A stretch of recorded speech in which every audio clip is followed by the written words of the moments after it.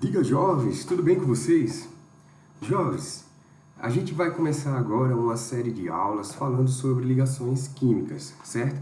E é muito importante esse assunto de ligações químicas para a compreensão de tudo que acontece, fenômenos químicos, fenômenos físicos, tudo se justifica compreendendo também as possibilidades de ligações químicas formadas.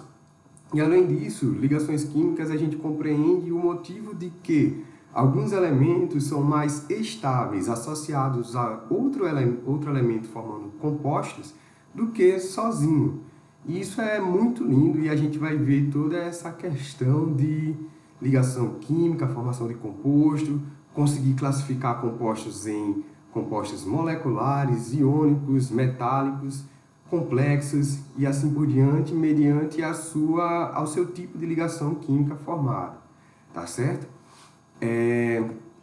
O que veremos nessa série de aulas, certo?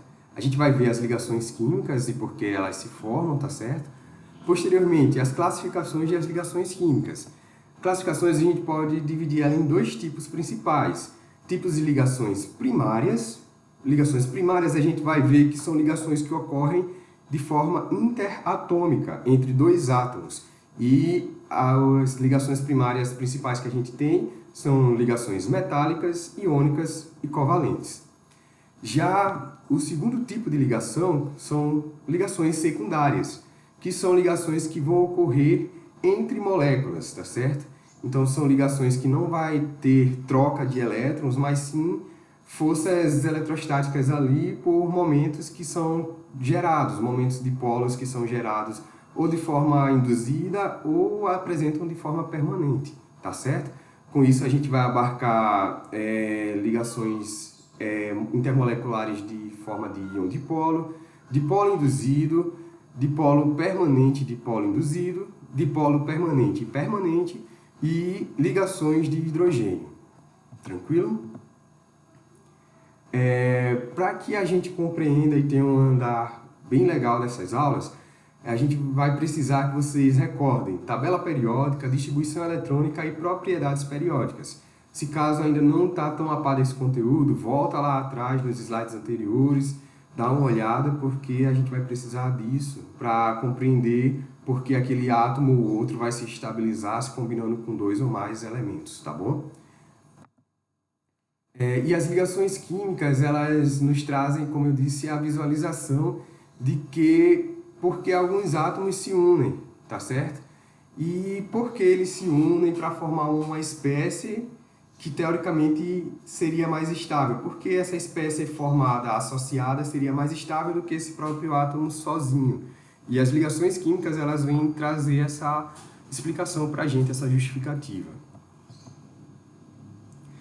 Como eu tinha dito para vocês, as ligações primárias são as ligações interatômicas, que são essas três principais, iônica, covalente e metálica. Já as ligações secundárias são as ligações intermoleculares, que vão ocorrer entre moléculas, tá bom? Entre moléculas, formação de dipolos, e essa formação de dipolos vai fazer com que elas se atraiam de forma eletrostática e adquiram algumas propriedades, atribuam algumas propriedades a esses determinados compostos. As ligações primárias. Nas ligações primárias é legal ressaltar que ocorre transferência ou compartilhamento de elétrons, tá certo? Ligações primárias sempre vai ocorrer transferência ou compartilhamento de elétrons. Com isso, haverá a formação das ligações que poderão ser iônicas, covalentes ou metálicas, e formando essas ligações, o elemento deixa de ser um elemento sozinho e forma um composto. Esse composto, dependendo da natureza da ligação, ele pode ser um composto molecular, iônico, metálico, de coordenação, dentre outros possíveis compostos, tá certo? O composto vai ser denominado mediante a natureza da sua ligação. E as ligações primárias, interatômicas, elas vão definir as propriedades químicas daquele composto. Propriedades químicas são aquelas que vão ditar com quais outros compostos aquele composto vai conseguir reagir, como é que vai se proceder demanda energética para se ligar ou quebrar essas ligações, isso são propriedades químicas, tá certo? E todas elas vão ser atribuídas majoritariamente às ligações interatômicas, que são as ligações primárias, tá certo? Só um resuminho aqui, ligação iônica. Ocorre transferência de elétrons. A palavra-chave de ligação iônica é transferência de elétrons. E ela ocorre entre um metal e um semimetal ou ametal ou hidrogênio, tá certo? Ligações covalentes. São ligações que ocorrem compartilhamento de elétrons. E essa é a palavra-chave de ligação covalente. Compartilhamento de elétrons. Os elétrons que estão lá são dos dois compostos, tá certo? Então, há um compartilhamento mútuo. E essa ligação ela ocorre entre ametais e semimetais e ametais. Basicamente, é ametais e ametais e hidrogênios também, tá certo? Já a ligação metálica é uma ligação onde ocorrem cátions de elétrons ou cátions de elementos metálicos envoltos numa nuvem eletrônica. Então, basicamente, ligação metálica é formada de metal com metal. Toda vez que tiver um composto formado por metal e metal, a gente já vai ter essa certeza que é um composto metálico e ali está ocorrendo ligação metálica, tá certo? A gente vai ver cada uma dessas bem minuciosamente, então não se preocupe, tá certo? Já as ligações secundárias ou intermoleculares são aquelas ligações que ocorrem devido à atração entre duas moléculas, porém, não ocorre transferência ou compartilhamento de elétrons. E essa polaridade, por exemplo, essa atração devido a momentos de polos que são formados, esses momentos de polos se dão devido à questão de polaridade das moléculas originárias e também dos átomos constituintes dessas moléculas, tá certo? Então, basicamente, é uma interação que ocorre sem transferência ou compartilhamento de elétrons, principalmente entre átomos e moléculas diferentes, e principalmente entre átomos de moléculas diferentes, tá certo? São ligações do tipo íon dipolo permanente, dipolo induzido, dipolo-dipolo, dipolo induzido e ligação de hidrogênio. As ligações intermoleculares, elas são as responsáveis pelas propriedades físicas dos compostos, que são o quê? Aquela questão de estados físicos, se é gasoso, se é líquido ou sólido à temperatura ambiente, e assim por diante, ponto de fusão, ponto de ebulição, dentre outras características, tá certo? Físicas que a gente possa ter de determinados compostos. Para a gente compreender vários compostos relacionados à ciência, é importante levar em consideração que todo fenômeno que acontece, ele demanda energia, tá certo? Tudo que acontece na gente é energia, troca de energia. Então, sempre vai ter uma quantidade de energia envolvida em qualquer processo ou fenômeno que ocorra, tá certo? E nas ligações químicas não vai ser diferente. Para a ciência, o que rege os fenômenos é a energia, que pode ser absorvida ou liberada. A energia pode ser absorvida ou liberada e fica sempre nesse fluxo de energia. E esse fluxo de energia é o que vai proporcionando os fenômenos, as transformações que a gente possa ter, ou transformações físicas ou transformações químicas. E, como eu disse, nas ligações químicas não é diferente, vai ter energia envolvida, tá certo? Aqui, é um gráficozinho que tem no eixo horizontal a distância entre dois átomos, tá certo? E no eixo vertical é a ordem de energia crescente. Quanto maior o nível aqui do gráfico verticalmente, maior vai ser a energia, tá certo? A distância entre dois átomos é determinada pelo balanço de forças de atração e repulsão. A gente já tinha visto em atomística que os átomos eles têm núcleo, que é carga positiva, e tem a eletrosfera, que é carga negativa. Tá certo? E quando a gente aproxima dois átomos, vai ter sempre uma compensação entre energias de atração e de repulsão. Energias de atração de um núcleo para com a eletrosfera do outro, que é negativa, e energias de repulsão, tanto das próprias eletrosferas, que são as duas eletrosferas negativas compostas por elétrons, bem como a repulsão de núcleo para núcleo quando está muito próximo, porque os dois núcleos vão ser positivos, tá certo? Então, quanto mais próximos os átomos, maior a força atrativa entre eles, mas também muito maior vai ser a força de repulsão devido à sobreposição das camadas mais internas da eletrosfera, bem próximo às aproximações dos núcleos, que vão ser positivo e positivo. Então, as forças de repulsão geralmente vão ser bem fortes também, tá certo? Além das forças de atração. Então, para que haja uma formação de ligação química e que haja uma distância interatômica satisfatória para que eles se mantenham ali unidos, é necessário que haja um equilíbrio, tá certo? Um ponto de equilíbrio ali. Quando a soma das forças atrativa e repulsiva é igual a zero, chega-se na distância de equilíbrio, tá certo? Ou seja, os átomos eles vão se aproximando, eles vão tendo aquelas forças atrativas. Quando eles chegam próximos uns aos outros, eles vão tendo força repulsiva.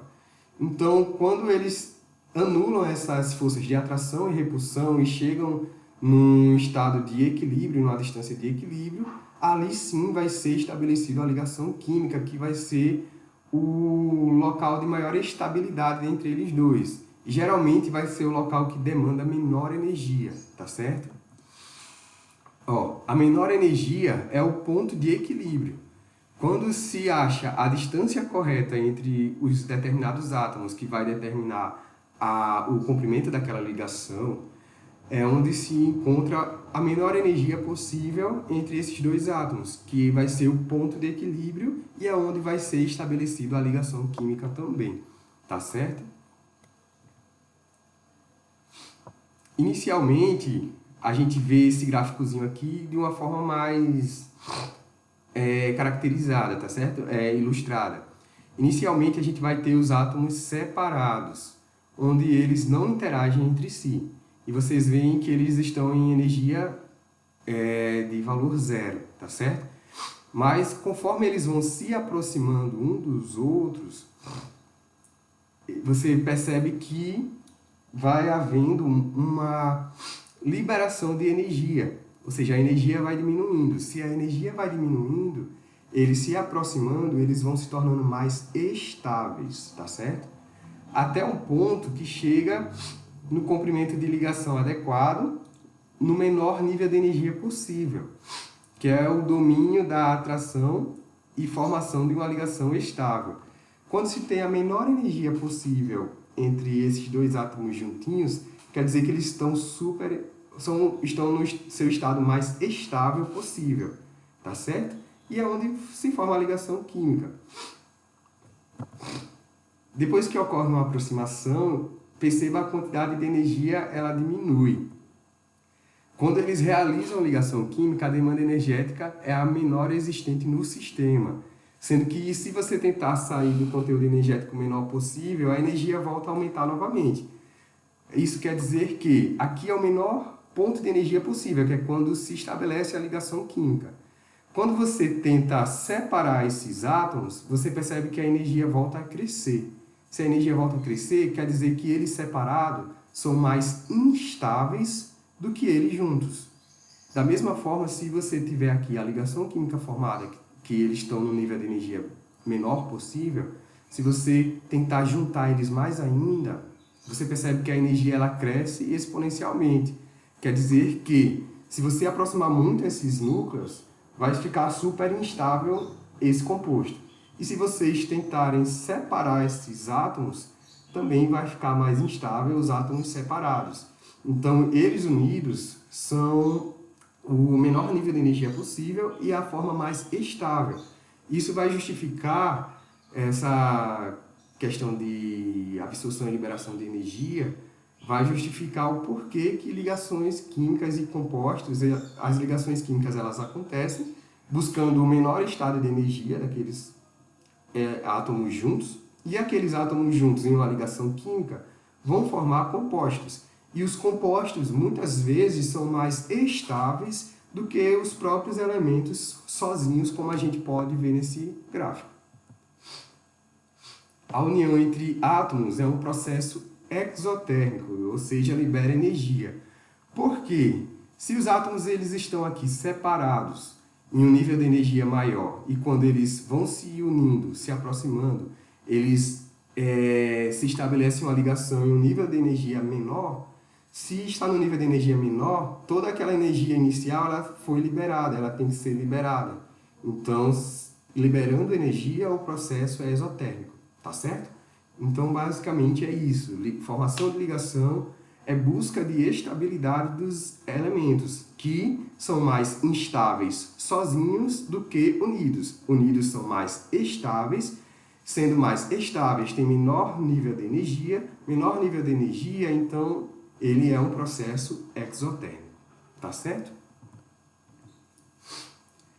Com exceção dos gases nobres, que são monoatômicos estáveis, demais elementos, devido à sua energia de ionização e à afinidade eletrônica, eles tenderão a formar outros compostos, se combinando com átomos diferentes para a formação de compostos, tá certo?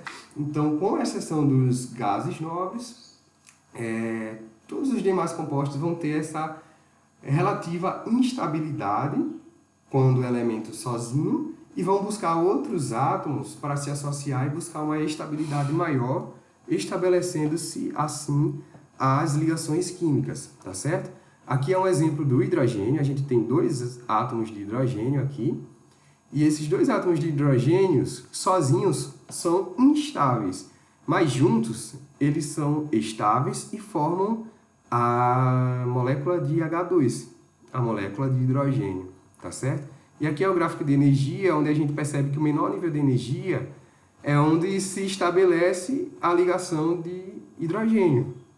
E você vê que é todo um processo exotérmico também, porque o menor ponto de energia é onde está a ligação química, e essa ligação química é o estado mais estável da combinação desses elementos, tá certo? Bom, a diferença de eletronegatividade entre os átomos de uma ligação determina seu tipo de ligação também, tá certo? A gente viu em propriedades periódicas que todo elemento tem seu valor de eletronegatividade atribuído. E apenas fazendo uma subtração dos elementos envolvidos em cada ligação química, a gente consegue definir, ou pelo menos predizer, se aquela ligação vai ser uma ligação covalente ou uma ligação iônica, ou assim por diante. Tá certo? Nessa escala de eletronegatividade, quando a gente faz a diferença de eletronegatividades entre os dois compostos da ligação e o valor é menor do que 0,4, essa ligação vai ser uma ligação covalente, apolar ou homopolar, tá certo? Se a diferença de eletronegatividade entre os compostos da ligação for valores entre 0,4 e 2, quer dizer que essa ligação vai ser uma ligação covalente polar. Polar por quê? Porque já vai haver polos de concentração de densidade eletrônica, que vai fazer com que a densidade eletrônica fique mais densa ao redor do átomo mais eletronegativo e vai ficar deficiente de elétrons no átomo menos eletronegativo. Ou seja, apresentando diferença de eletronegatividade e essa diferença de eletronegatividade for valores entre 0,4 e 2, vão ser ligações covalentes polares. Já quando essa diferença de eletronegatividade assumir valores maior do que 2, então já não vai ter mais um compartilhamento de elétrons configurando uma ligação covalente, mas sim vai ter uma doação de elétrons que vai configurar uma ligação iônica, tá certo? Então, quando a diferença de eletronegatividade for maior do que 2, Consequentemente, esse tipo de ligação vai ser estabelecido por doação de elétrons e uma formação de ligação iônica, ou seja, um cátion e um ânion, tá certo?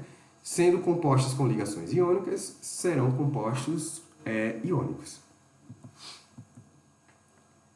Os tipos de ligações primárias que a gente vai ver: as ligações metálicas, ligação iônica e ligação covalente.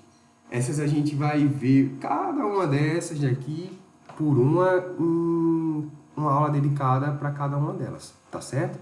Então, a gente se vê na próxima aula para a gente começar dando uma olhadinha nas ligações metálicas, viu? Até daqui a pouco.